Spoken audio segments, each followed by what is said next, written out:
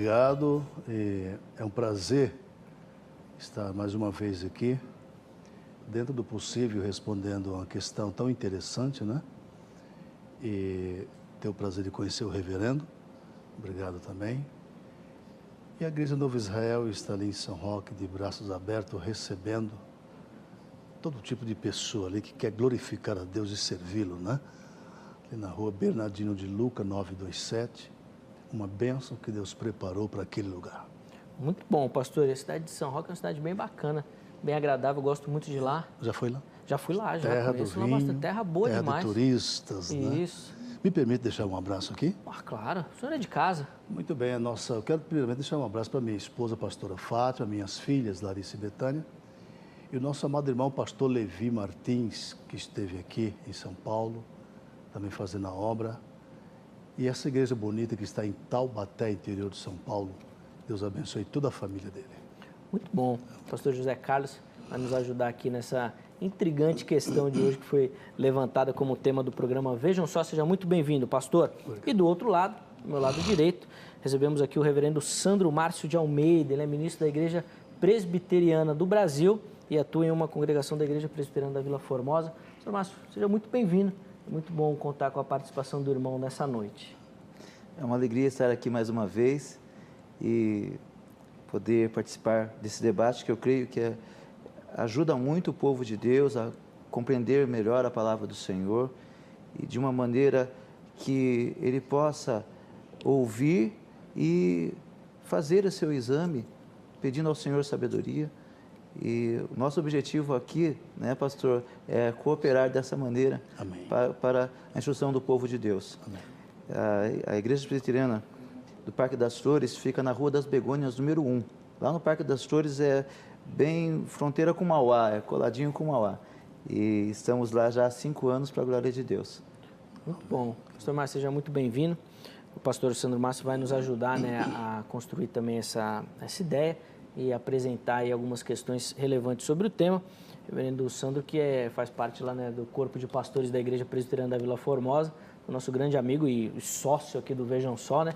Fala sócio, estou parecendo o Faustão, né? Aí, um grande amigo nosso, o reverendo Nepomuceno. Um abraço, viu, reverendo? Saudade, viu? Dos nossos bate-papo. Muito bom. Vamos lá, entrar então, propriamente dito, no nosso debate, começando com as considerações iniciais dos nossos convidados. E eles terão para isso até 4 minutos, né, para posicionarem, né, e para apresentarem a posição que irão defender em nosso debate. Pastor José Carlos, qual ano que o irmão nasceu? 65. 65. Pastor Sandro Márcio, qual ano? 70. 70. Então, o pastor José Carlos, seguindo as regras, que se não existiam eu mesmo criei agora, vai começar respondendo então por ser o mais velho. Pastor, 4 minutos para suas considerações iniciais, principalmente apresentando, né, a forma como o irmão vai defender a nossa pergunta de hoje, tema do debate do Vejam Só. Muito bem, eu quero dizer que tem 2 situações que podemos avaliar aqui em relação a esses mansos, né? Inclusive na introdução, acho que foi muito feliz quem fez a introdução, não foge muito aquilo que nós pensamos, porque observamos que o manso, por ser pacífico, obviamente, ele tem uma probabilidade de viver muito mais na terra do que o violento. Isso aí é o Salmo 55, verso 23, que deixa claro, dizendo que os violentos não atingirão a metade dos seus dias, né?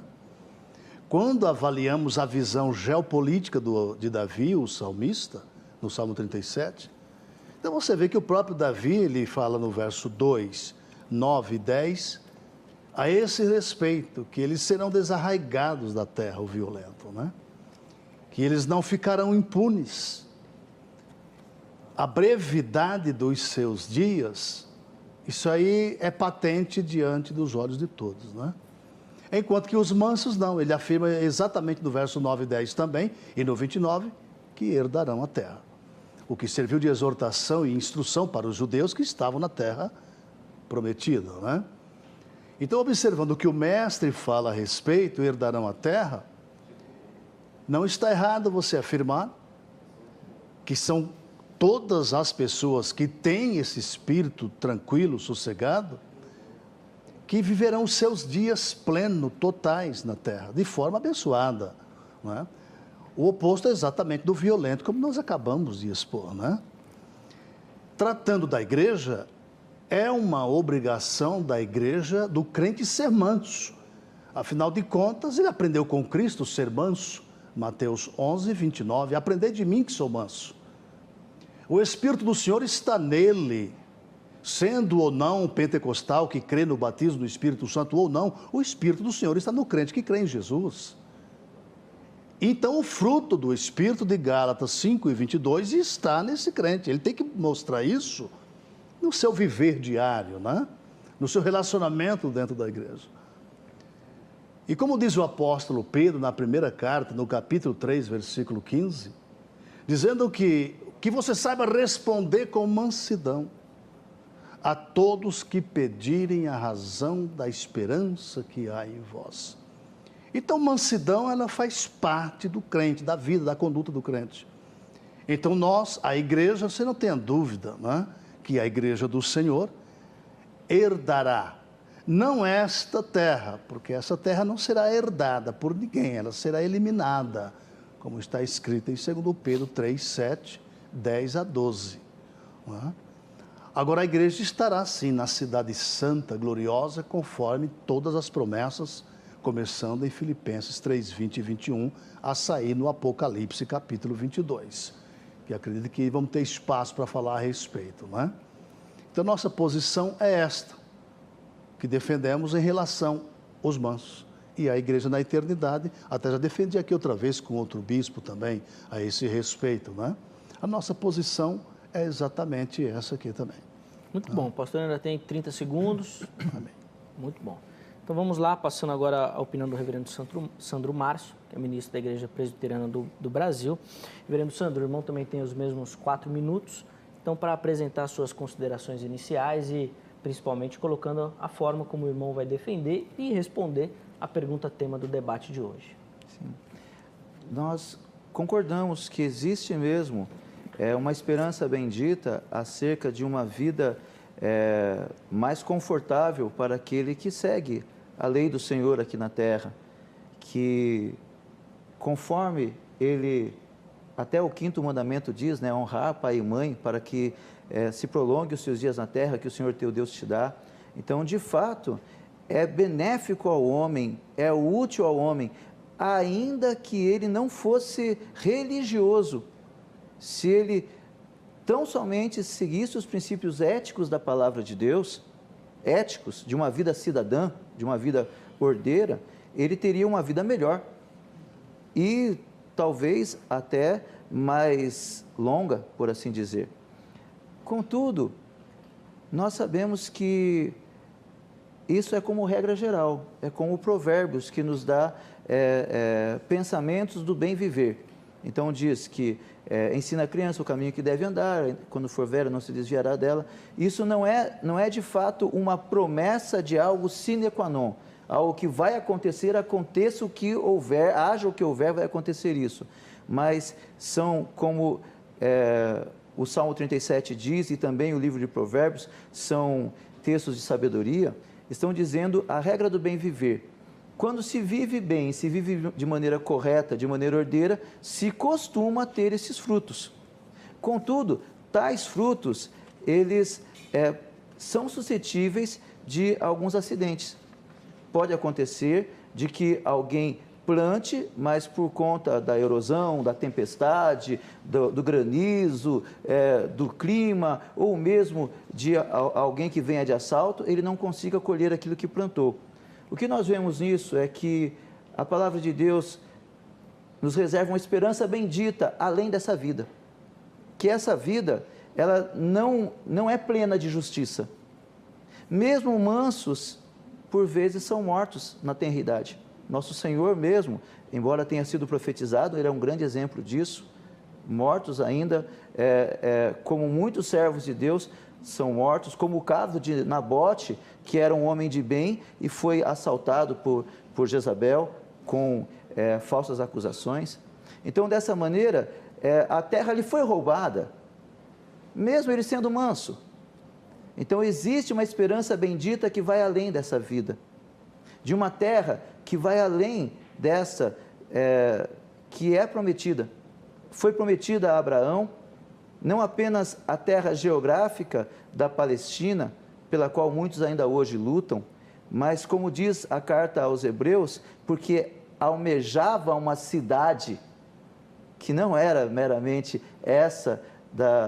dessa terra aqui, e que no capítulo 21 e 22 de Apocalipse diz da Jerusalém que desce do céu como noiva adornada, hoje celeste, mas não será para sempre celeste. No novo céu e nova terra nós viveremos nessa nova Jerusalém que desce do céu. Há sim uma esperança bendita de um novo céu e uma nova terra onde habitam justiça, onde Cristo habitará com os seus, um espaço físico, não meramente espiritual, porque estaremos no nosso corpo ressuscitado, transformado. E dessa maneira temos a certeza de que mesmo essa esperança momentânea aqui transcende para o novo céu e nova terra. Muito bom. Então, aí as considerações iniciais dos nossos dois convidados, né? O pastor José Carlos de Lima e do reverendo Sandro Márcio de Almeida, tá bom? E quem vai ter a oportunidade de fazer a nossa primeira pergunta é o pastor José Carlos de Lima. Pastor José Carlos, o irmão pode então aproveitar aí os seus 3 minutos para fazer a primeira pergunta do nosso debate de hoje. Muito bem. Sabemos que essa morada eterna da igreja, ela tem uma vasta, um contexto amplo, enorme no Novo Testamento, falando da igreja na Jerusalém celestial. Por 3 vezes o Apocalipse diz que ela desce do céu. Mas é interessante nós sabermos também o seguinte, que algumas coisas antecedem esse fato. Aquilo que a escatologia nos dá em seu amplo contexto, começando pelos profetas, alguma coisa interessante dentro do Apocalipse nos revela muito mais do que isso. A igreja na eternidade, a igreja na cidade santa, a eliminação do velho céu, da velha terra, e aqui a cidade glorificada no espaço, naquilo que vai ser novo, naquele céu que vai ser novo, naquela terra que será nova, aonde essa cidade estará. Nós que cremos no milênio literal e futuro, nós deixamos sempre uma pergunta com base no tabernáculo de Davi, na aliança davídica, em 2 Samuel 7, do versículo 12 ao 16, onde o Senhor Deus promete a Davi um descendente que se assentaria no trono dele para sempre. E assim a gente fica com essa pergunta: quando o descendente de Davi assumirá esse trono? O anjo Gabriel falou isso exatamente para Maria, né, no capítulo 1, verso 32 de Lucas, dizendo que e Deus daria a Cristo o trono de Davi, seu pai. É uma das razões do porquê nós cremos no milênio literal. E o porquê que a igreja estará com Cristo aqui.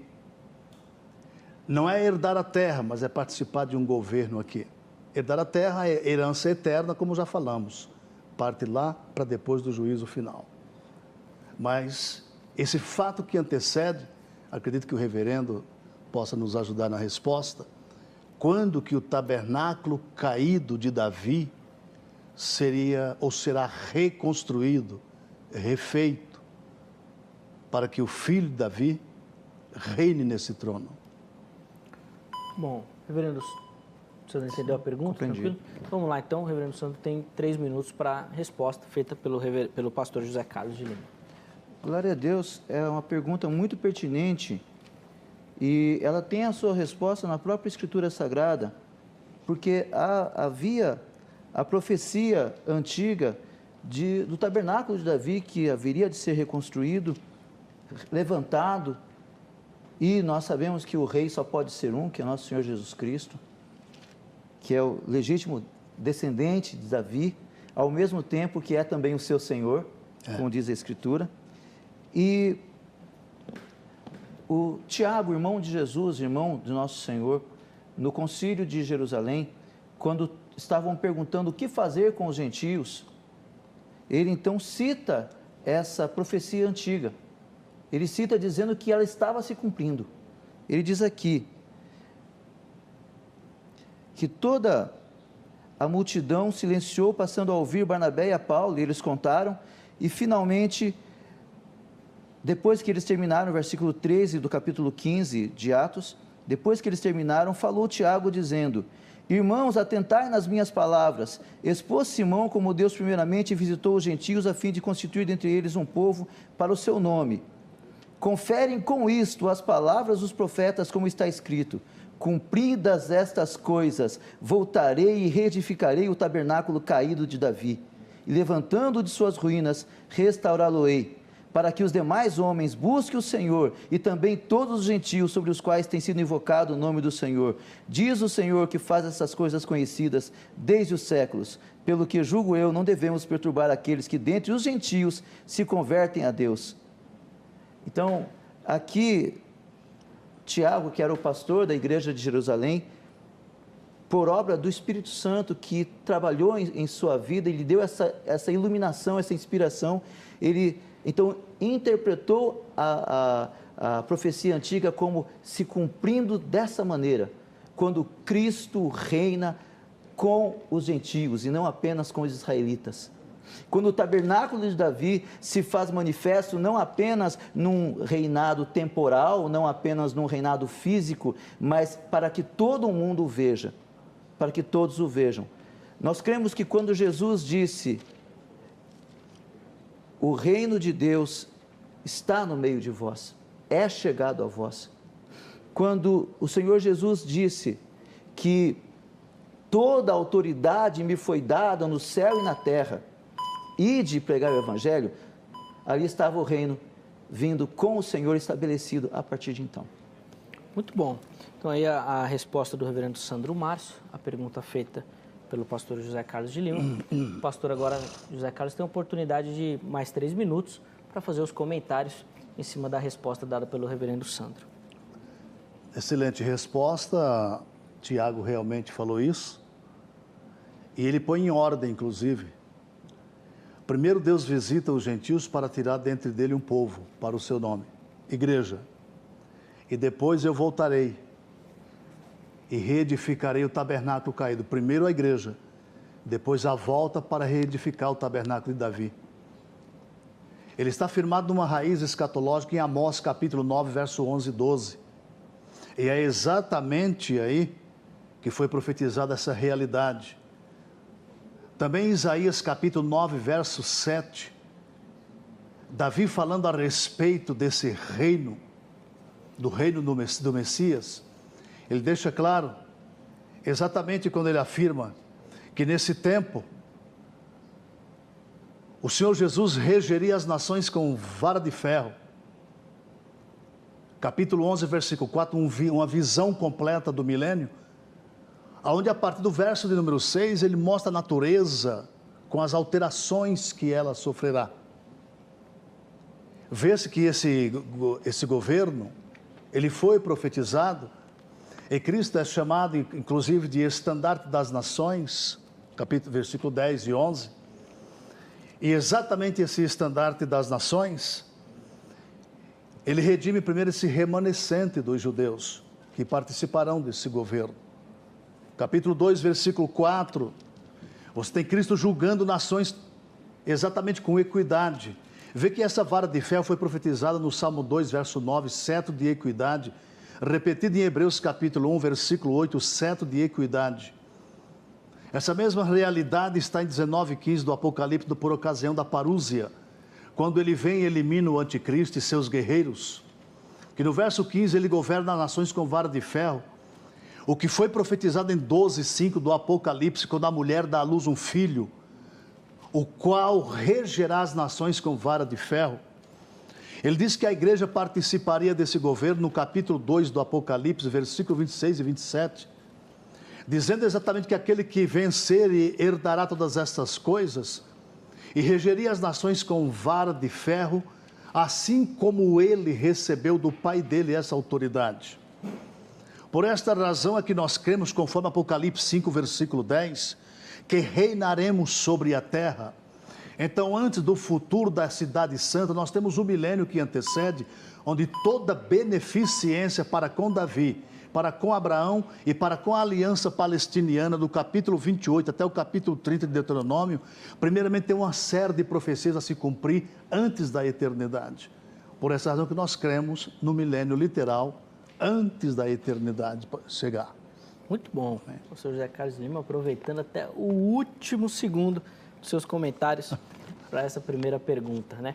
Vamos então passar agora ao reverendo Sandro Márcio, que ele vai ter a oportunidade então, né, são 3 minutos para ele fazer a pergunta para o reverendo José Carlos, e se o irmão quiser, pode obviamente administrar como bem entender esses 3 minutos, comentando um pouquinho, inclusive do comentário que o pastor fez também. Reverendo Sandro, a palavra está com o irmão. Certo. Bem, o que nós vemos é que o único texto bíblico, de fato, literalmente falando, que menciona o milênio, é Apocalipse 20. É o único. Então, quando o nosso irmão e os nossos demais irmãos dispensacionalistas falam acerca do milênio em Isaías, por exemplo, né? Quando Isaías, no capítulo 11, também no capítulo 60, no capítulo 65, ele fala abertamente sobre o novo céu e nova terra. Ele fala novo céu e nova terra, ele não fala de milênio. Como o irmão consegue ver milênio quando está literalmente escrito novo céu e nova terra? Em Isaías 65 e 66 e outros mais textos que mencionam essa realidade. Como uma abordagem literal da Escritura pode encontrar milênio onde não está escrito milênio, literalmente está escrito algo que pertence ao fim de todas as coisas, que é o novo céu e nova terra? Essa é a pergunta que eu tenho ao querido irmão. Vamos lá, então, o pastor José Carlos de Lima tem 3 minutos também para dar a resposta pela pergunta feita pelo reverendo Sandro Márcio. Isso, 65 de Isaías 17, naturalmente fala do novo céu e da nova terra, né? Que se confirma depois no Apocalipse. Tá? Primeiramente, fundamentos proféticos, fundamentos escatológicos, ele começa exatamente partindo desse princípio. Quando pegamos a aliança com Abraão, Gênesis 15, 18, aquela promessa não foi cumprida ainda. E se cumprirá.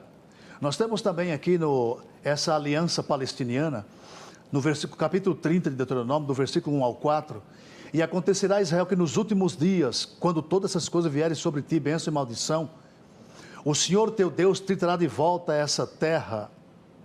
E Deus faz uma série de promessas a ele, dizendo que o abençoaria e engrandeceria. Na aliança davídica, um descendente de Davi tem que se assentar no trono dele. Depois nós temos então essa realidade no capítulo de número 2 de Isaías, quando ele trata exatamente esses detalhes super interessantes, ver esses detalhes que apontam para um futuro extraordinário aqui na terra, quando ele fala, nos últimos dias que se formará o monte da casa do Senhor, no cume dos montes, e se elevará por cima de todos os outeiros, e concorrerão a ele todas as nações da terra, e irão muitos povos e dirão, vinde, subamos ao monte do Senhor, a casa do Deus de Jacó, para que nos ensine seus caminhos, andemos em suas veredas, porque de Sião sairá a lei, e de Jerusalém a palavra do Senhor. Ele julgará entre nações, né? Repreenderá muitos povos, aqui está o cetro de ferro, aqui está a justiça inflexível, que é traduzida exatamente por cetro de ferro. E esses converterão suas espadas e enxadões em lanças, olha só, em instrumento agrícola. Então nós temos um vislumbre desse futuro, que se repete em Isaías 11 e Isaías 35, no capítulo inteiro, por exemplo. Né? E quando nós vamos então para o Novo Testamento, então nós temos então outros detalhes interessantes, né, que me reserva aqui, deixar para algumas perguntas futuras. Então aqui nós temos o fundamento profético. Depois do fundamento, nós temos lá na frente agora o Apocalipse 20 falando do milênio, com detalhes que são inegáveis, que não tem como negar, a menos que você queira ajustar um princípio teológico ao que ali está. Mas você começar do versículo 1 até o 10, você não tem razão para negar o milênio literal na plenitude do texto como está. Muito bom. Tá aí então a resposta, né, do pastor José Carlos de Lima. Agora mais 3 minutos, reverendo Sandro, para o irmão poder comentar a resposta que foi dada então pelo pastor José Carlos. É que o nosso Senhor não veio para reinar de maneira hipotética, de maneira etérea. Ele reina de fato. O Senhor Jesus é rei. Desde que veio já é rei. Diz aqui o Senhor Jesus: ao vencedor dar-lhe-ei sentar-se comigo no meu trono, assim como também eu venci e me sentei no trono. Me sentei com meu Pai no seu trono. Ele reina, ele é rei, sim. E como Apocalipse 20 está sendo mencionado, é importante que se veja que Apocalipse 20, ele tem que ser abordado com um bom entendimento, que o Apocalipse, se você for olhar ele do capítulo 1 como fosse uma história corrida, você tem dificuldades enormes, porque ele vai até o juízo final, ele volta, ele vai até a consumação das coisas, ele volta. Ele sempre vai e volta em diversas facetas do modo de abordar. Então, nós não podemos pegar o Apocalipse como se fosse cronológico, quando o capítulo 12, por exemplo, ele volta a contar o início da perseguição da igreja, sendo que já no capítulo 11 ele já havia falado do juízo de Deus sobre as nações. Então, não dá para entender o Apocalipse de maneira cronológica, um capítulo depois do outro, como se fosse uma história corrida. Ele mesmo se faz entender. Daí que, dividido o Apocalipse nas suas sessões, o capítulo 19 termina uma sessão e termina já com o retorno do Senhor. Agora, o capítulo 20 volta novamente ao início. Então, no capítulo 20, nós temos quando o Senhor, ele vem ao mundo e, com a vinda do nosso Senhor, o dragão é preso. Com a vinda do nosso Senhor, o dragão é preso, e diz aqui a Escritura que por 1000 anos, isso de maneira simbólica, de 1000 anos, durante o tempo em que as almas dos decapitados, nós não temos tempo de lê-lo todo, mas as almas dos decapitados estão reinando com Cristo no céu, vivendo e reinando com Cristo no céu. Cada crente que morre hoje está reinando e vivendo com Cristo no céu. É disso que está tratando. Agora, o engano é quando se pega o capítulo 19 e se faz uma cronologia para o 20, como se fosse uma continuidade. Não, são pontos que retornam ao início para dizer de outra maneira aquela mesma história. Muito bom. Então, aí os comentários do reverendo Sandro Márcio. Vamos voltar a palavra ao pastor José Carlos de Lima, que vai ter a oportunidade de fazer a sua segunda pergunta, então, no nosso debate de hoje. Muito bem. Reverendo, então, de uma vez que não é literal,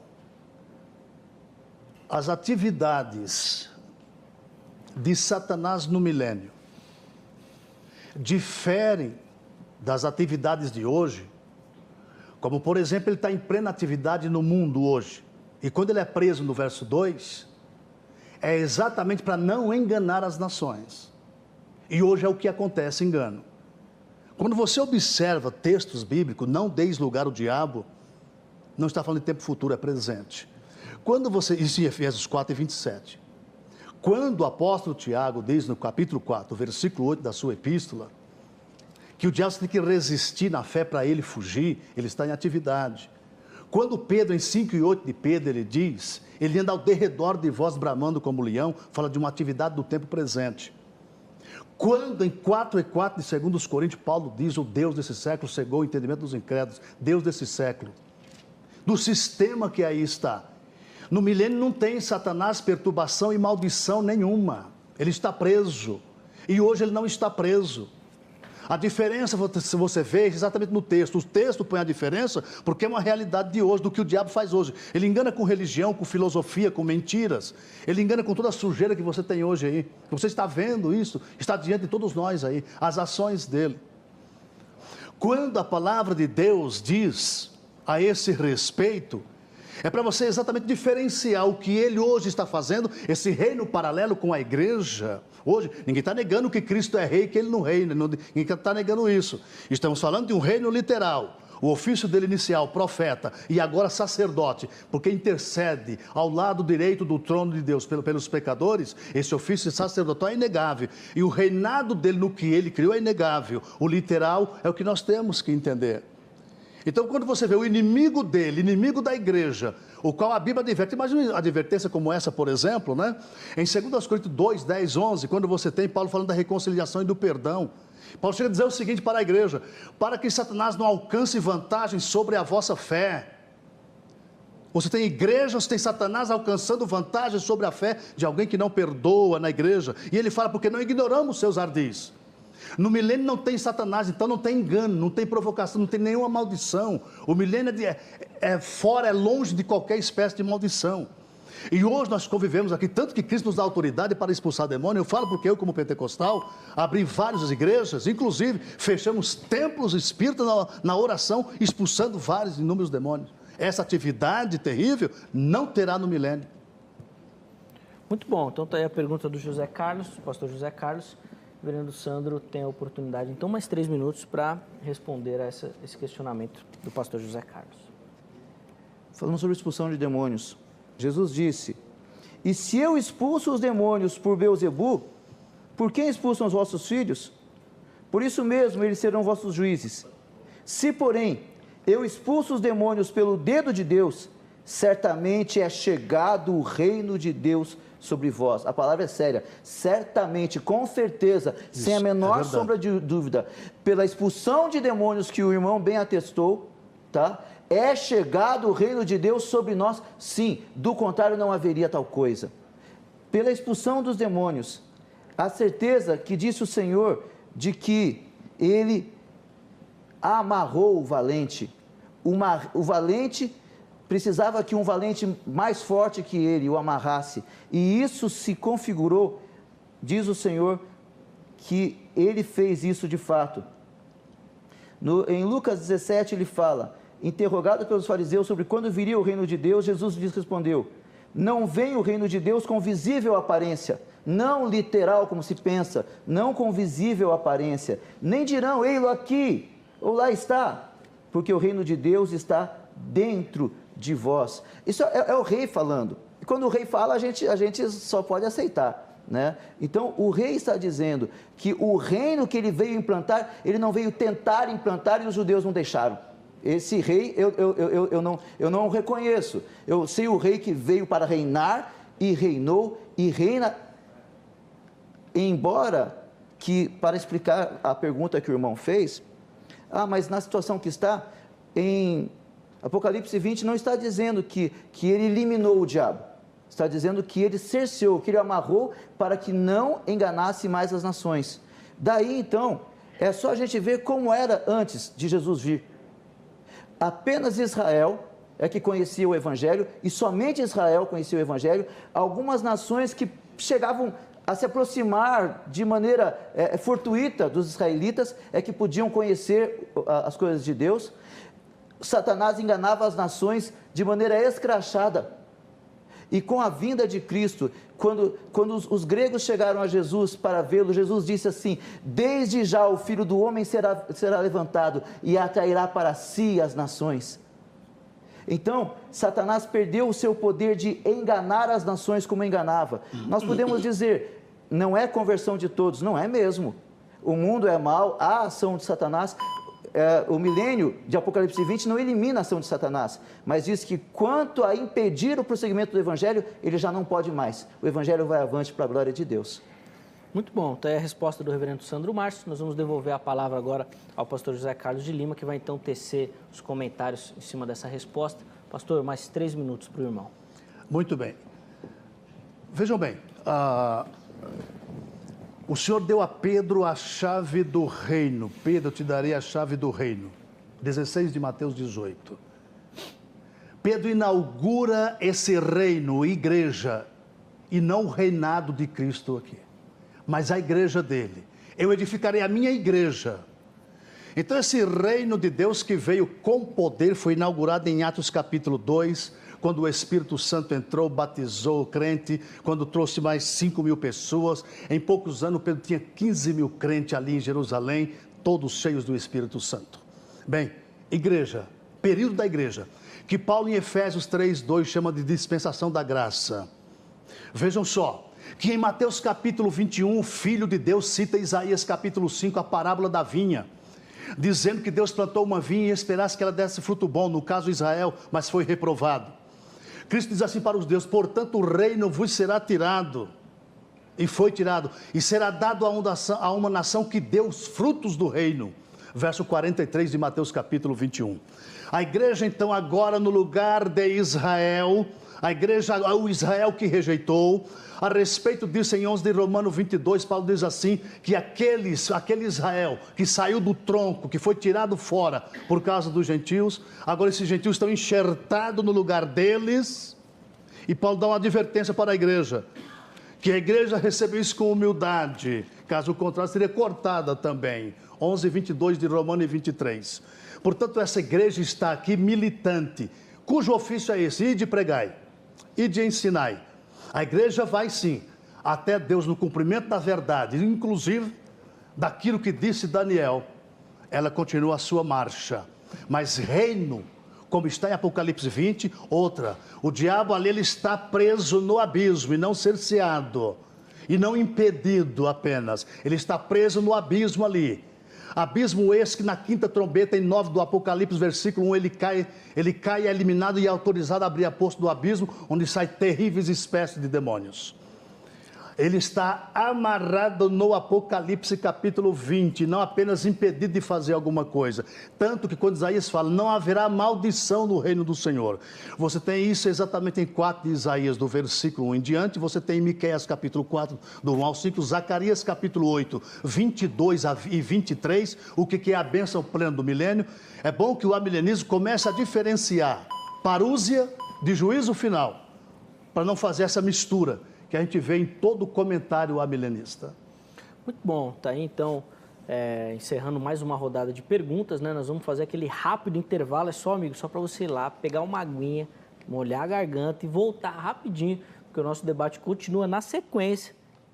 Você já viu aí que a coisa está esquentando, tá bom? Vejam só, vai, mas daqui a pouquinho nós estamos de volta.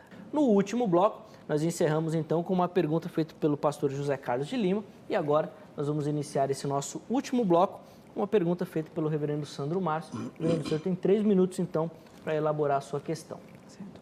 Desde já, salientando que o assunto é efusivo, então nos chama muito a atenção, mas estamos diante de um servo do Senhor, e nós respeitamos muito, na intenção mesmo de nós debatermos aquilo que a Bíblia diz, com toda a sinceridade do nosso coração, de que nós cremos desse modo, cremos que estamos mesmo ensinando a Bíblia Sagrada com fidelidade e que Deus nos ajude.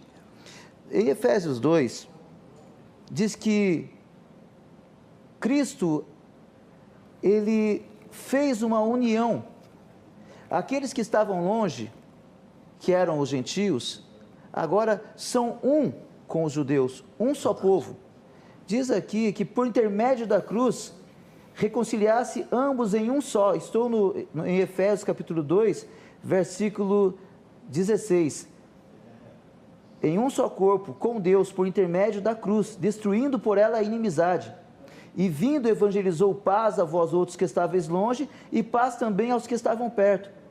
Porque por ele ambos temos acesso ao Pai em um Espírito. Assim já não sois estrangeiros e peregrinos, mas concidadão dos santos, e sois da família de Deus, edificados sobre o fundamento dos apóstolos e profetas, sendo ele mesmo Cristo Jesus a pedra angular, no qual todo edifício bem ajustado cresce para santuário dedicado ao Senhor, no qual também vós juntamente estáis sendo edificados para a habitação de Deus no Espírito.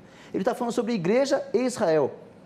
Um princípio que a gente usa no casamento, quando fala que assim como Cristo e a igreja também marido e mulher, a gente diz, como disse nosso Senhor, o que Deus uniu não separe o homem.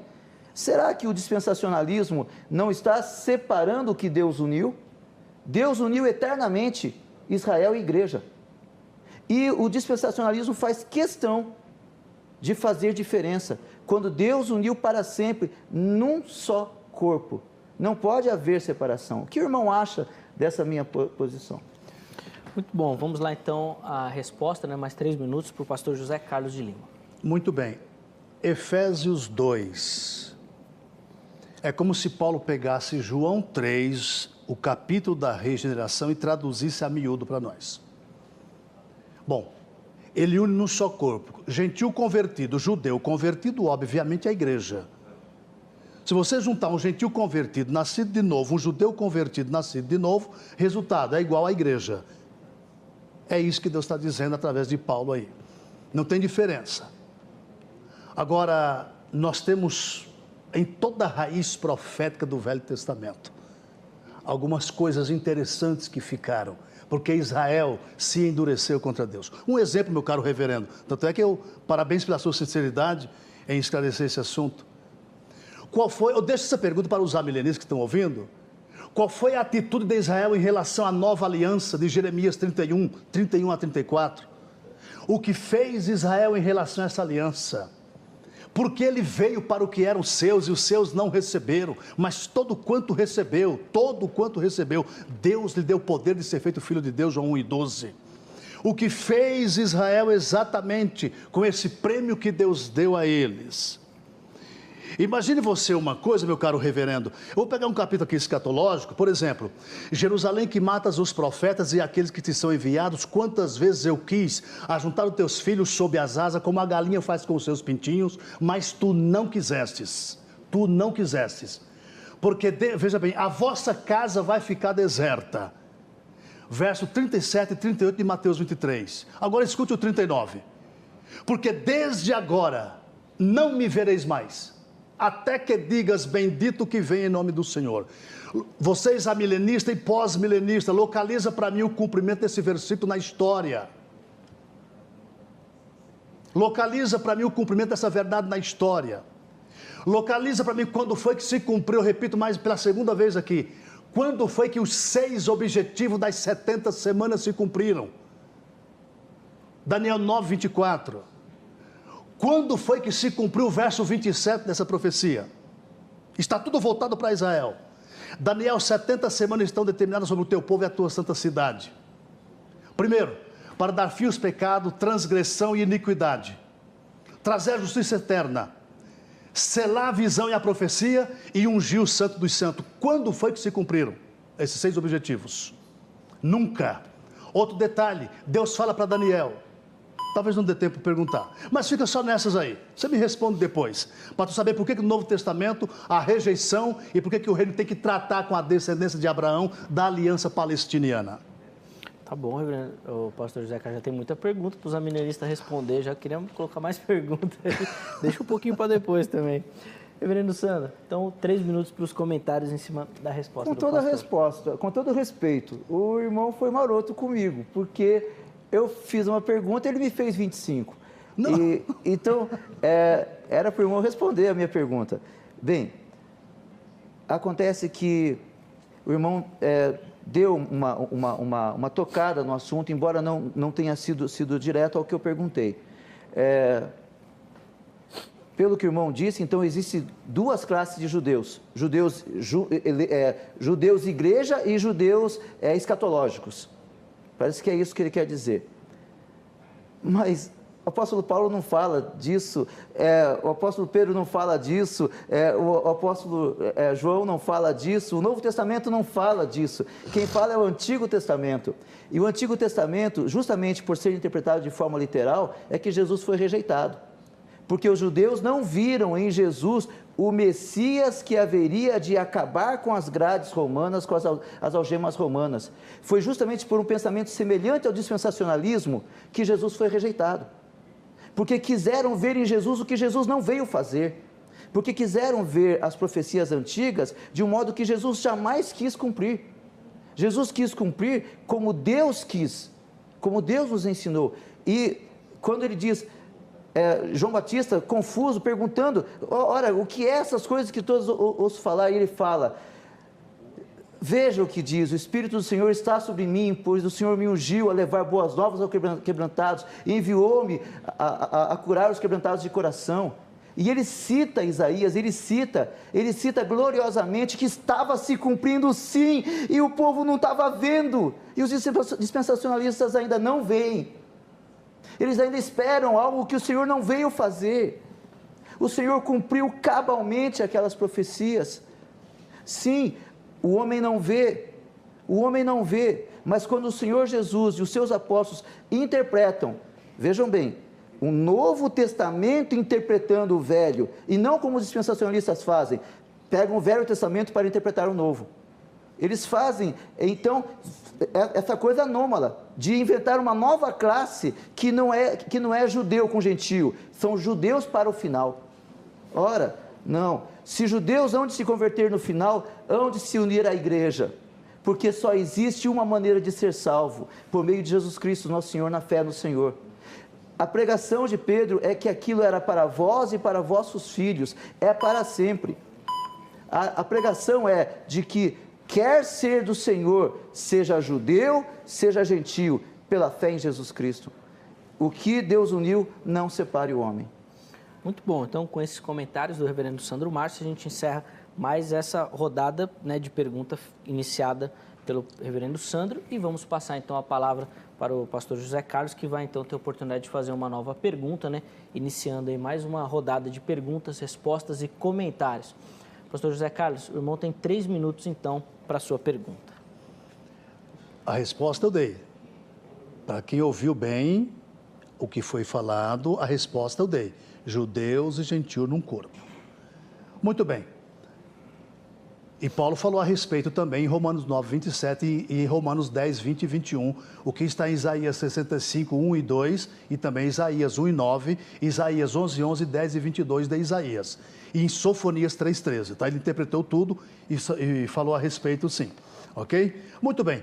Reverendo, o julgamento de Mateus 25, 31 a 46, esse julgamento é semelhante ao Apocalipse 20, 11 a 15? É o mesmo? É essa a pergunta? Essa pergunta. Então, Leia, por favor, para não pegar o meu tempo com a leitura dele, por favor.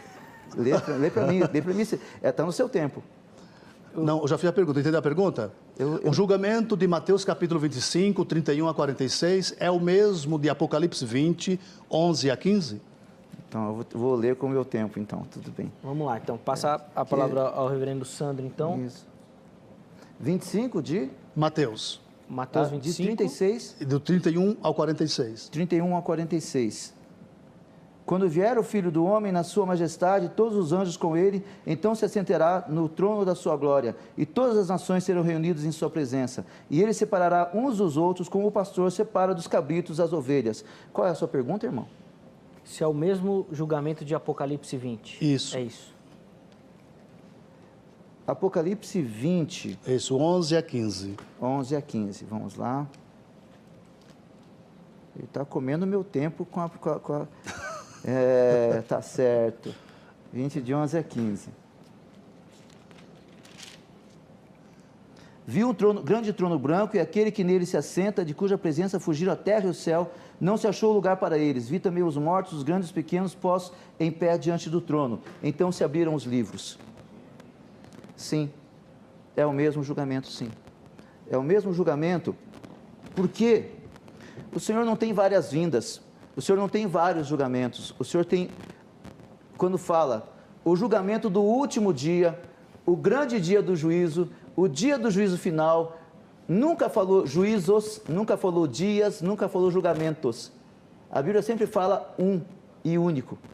Os irmãos dispensacionalistas querem ver mudança. Mas imagina você, o Senhor Jesus dizendo: vinde benditos de meu Pai, tomai por herança o reino que vos está preparado, desde antes da fundação do mundo. Ele está dizendo para a igreja, ele está dizendo para os judeus, ele está dizendo para os salvos da eternidade, para aqueles que passarão a vida toda eterna com Cristo, nosso Senhor. Essa esperança bendita. Para que seccionar o que o Senhor uniu? Para que fazer várias vindas? Parousia e outra coisa que o irmão tentou dizer. A parousia é a vinda do Senhor. A parousia, a vinda do Senhor é uma única vinda. Não existe arrebatamento secreto. Quando o Senhor voltar, veremos os ares, todo olho verá, a igreja subirá em glória com o Senhor. e haverá então o estabelecimento do juízo do grande trono branco do Senhor acima da terra.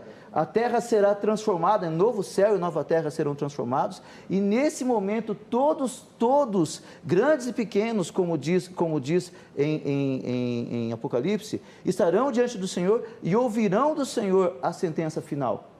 Essa sentença que já é conhecida na vida de quem viveu aqui, já sabe bem para onde vai, mas que há de ouvir da boca do nosso Senhor.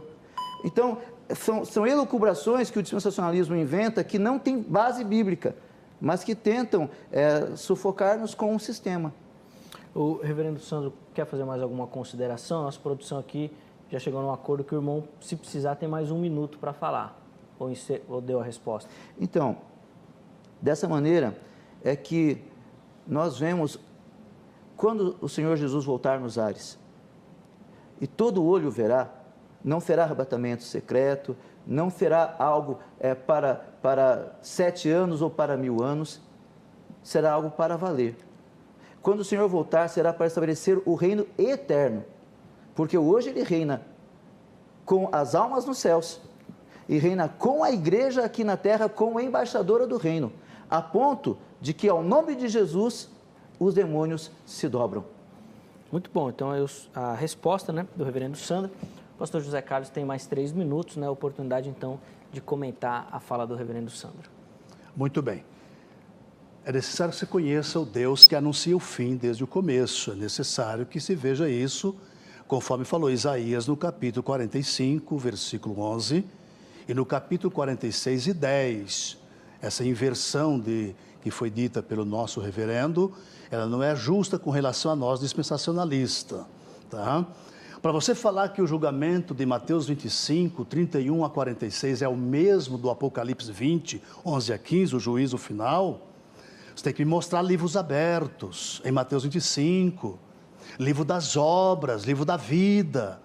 Você tem que me mostrar o local desse julgamento, baseado em 3 e 2 de Joel, que ele profetizou a respeito.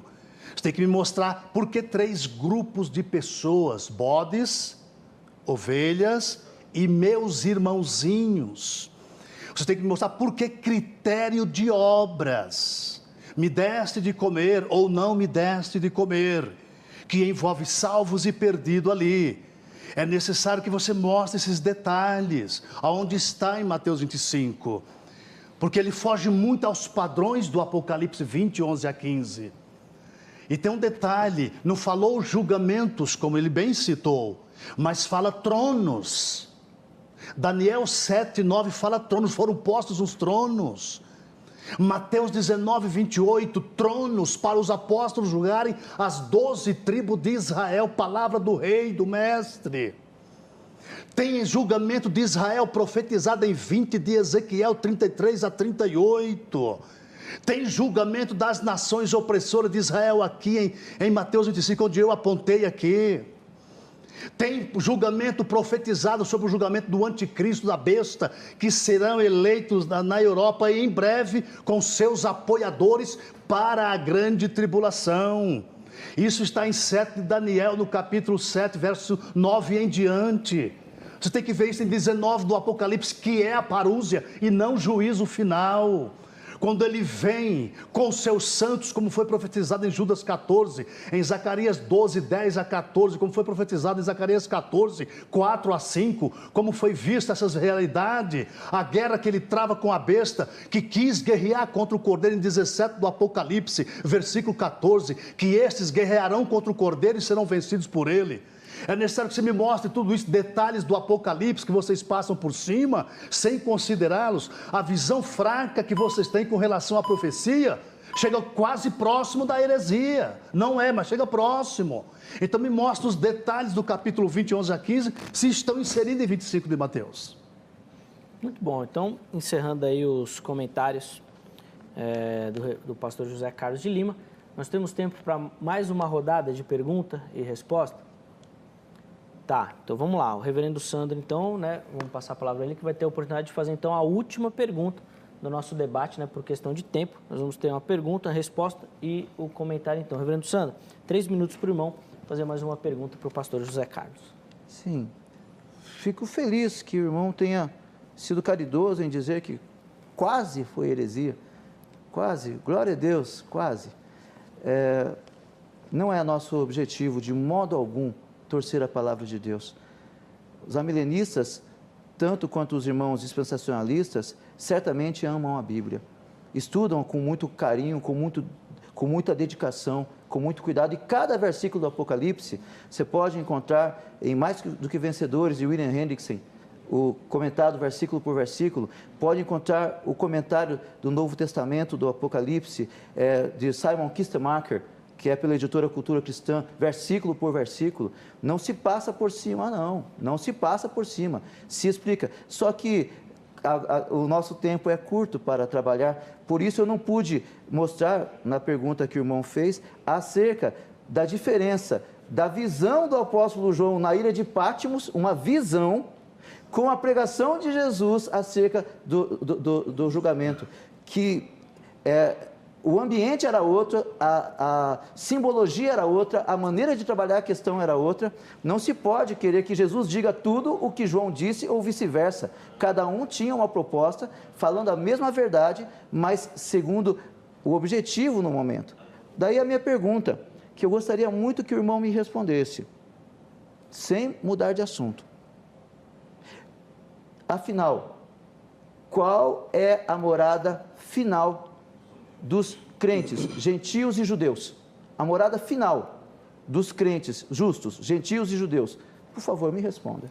Vamos lá, então, passar a palavra ao pastor José Carlos, que vai ter, então, 3 minutos aí para a sua resposta. Obviamente, isso aí já foi respondido. Onde a igreja de Cristo estará na eternidade? Onde que ela vai estar? Mas a nossa igreja, ao falar igreja, tem gentio salvo e judeu salvo. Nós estamos falando do caminho que vai até lá. É diferente. Veja bem, a nossa cidade está no céu, de onde aguardamos o Salvador Jesus Cristo. Filipenses 3:20. Escute bem. Mas chegasses ao Monte Sião, a Jerusalém celestial. 11:22 de Hebreus. Imagina a expectativa dos patriarcas, 11:10 de Hebreus ao 16. Que eles aguardavam uma cidade da qual o artífice e construtor era Deus, e que Deus não se envergonha de chamar Deus deles, porque Ele já lhes preparou até uma cidade. Imagina Apocalipse 3:12, que realidade ao que vencer. Olha só, primeiro, eu escreverei sobre ele o nome do meu Deus, o nome da cidade do meu Deus, a nova Jerusalém que desce do céu, e também o meu novo nome, e farei dele coluna no templo do meu Deus. Imagina Apocalipse capítulo 21, versículo 2 e 3, que ele viu, João vê a cidade descer, e alguém apresenta para João, João, eis aí, o tabernáculo, a casa de Deus com os homens.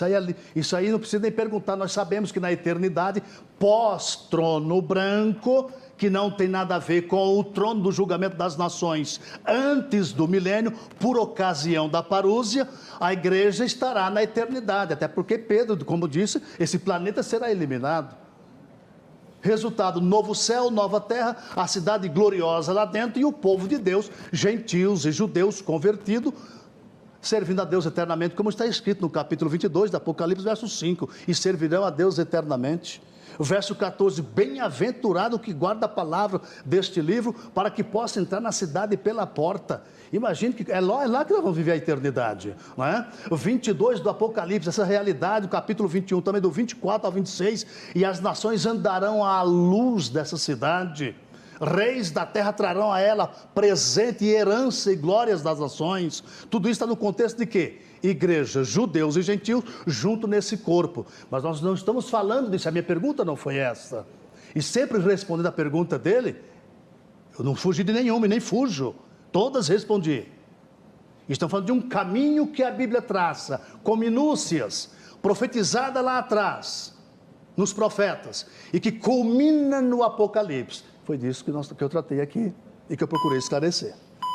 Muito bom, então a resposta do pastor José Carlos. Vou passar agora a palavra ao reverendo Sandro, que vai fazer ali nos 3 minutos as suas considerações sobre a resposta do pastor José Carlos.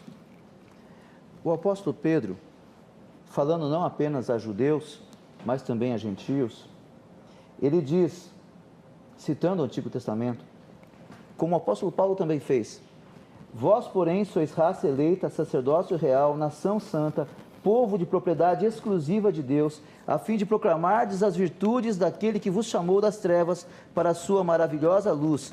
Vós, sim, que antes não erais povo, mas agora sois povo de Deus, que não tinhais alcançado misericórdia, mas agora alcançastes misericórdia. Essa palavra que está lá em Oséias, e foi mencionado por Pedro e por Paulo, essa palavra, ela menciona, se nós formos literais como os dispensacionalistas se pretendem, seria só para Israel. Porque a palavra lá está falando de Israel, de uma nação que estava sem terra, estava sem lugar, estava precisando voltar para seu povo, para seu reino. E agora o Senhor promete congregá-los. E quando o Senhor promete congregá-los, unindo com Romanos 11, 9, 10 e 11, que fala acerca dessa verdade, ele fala que essa congregação, igreja, a palavra sinagoga, igreja, que também era citada no Antigo Testamento, a mesma palavra é usada na versão grega da Escritura do Antigo Testamento, a igreja do Antigo Testamento, a igreja do Novo Testamento, uma única e verdadeira igreja. Aquela mulher que estava para dar à luz em Apocalipse 12, que inicialmente era a igreja do Antigo Testamento, e uma vez que deu à luz, agora Jesus veio, é a igreja do Novo Testamento, e que o dragão esperava arrebatá-la, mas que ela ficou por todos aqueles 42 meses sendo guardada no deserto, em que o dragão jogou a água de si, o mar para tragar a mulher, não conseguiu. É o tempo do reinado do Senhor, que é mencionado em outra figura no milênio, onde a igreja está protegida. Agora, lá no capítulo 13 diz que os crentes seriam mortos. Os crentes são mortos, mas a igreja é vitoriosa. Como disseram no passado, onde derrama-se o sangue dos cristãos, porque o sangue dos cristãos é semente, a igreja cresce. Então, o reinado de Cristo se manifesta no céu, verdadeiramente com as almas, se manifesta na terra através da igreja como agência do reino, e a igreja não é derrotada até um pouco antes da volta de Cristo, quando finalmente Satanás será solto e o anticristo se assenhoreará, para que Jesus lhe dê a vitória, dê sobre ele a vitória final. Muito bom. Então, em todas as considerações, infelizmente o nosso tempo já está quase estourando. Vamos ver quem ganhou, quem foi sorteado ali no livro da grade. Sérgio Antônio Silva, Itupeva, São Paulo. Sérgio, rapidinho vai estar chegando o livro aí na sua mão, tá bom? Muito obrigado pela participação. Agradecemos aos nossos convidados, pastor José Carlos de Lima, reverendo Sandro Márcio de Almeida. O contato deles está lá no site vejamsó.com.br.